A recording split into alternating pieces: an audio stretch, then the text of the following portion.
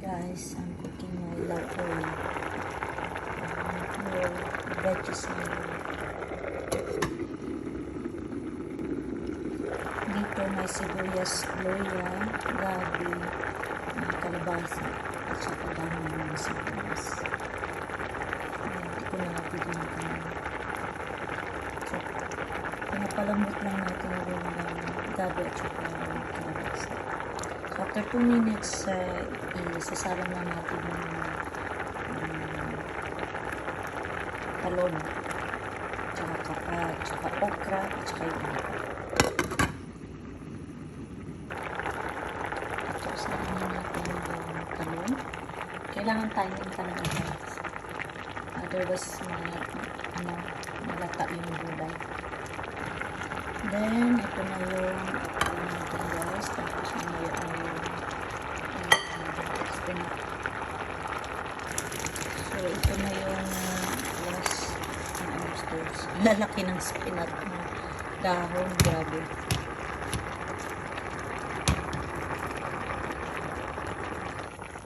Ayan ang ulam ko guys. Laoy Bisaya style, walang halo, pure gulay. Ayan, sino may gusto dyan, kain tayo. Hi guys, I'm cooking my laoy. Pure veggies na dito may sibuyas, luya, gabi, kalabasa, at saka dahon ng sibuyas. Hindi ko na napigyan. So, pinapalambot lang natin yung gabi at saka kalabasa. So, after 2 minutes, isasalang na natin yung talong, tsaka okra, at saka yung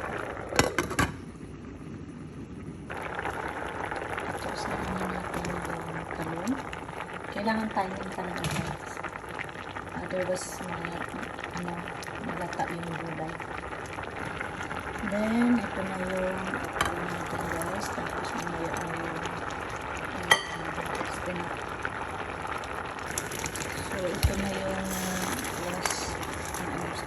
lalaki ng spinach ng dahon. Grabe.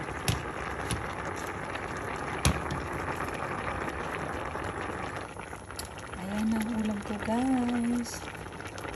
Laoy Bisaya style, walang halo, pure gulay. Ayan, sino may gusto dyan, kain tayo.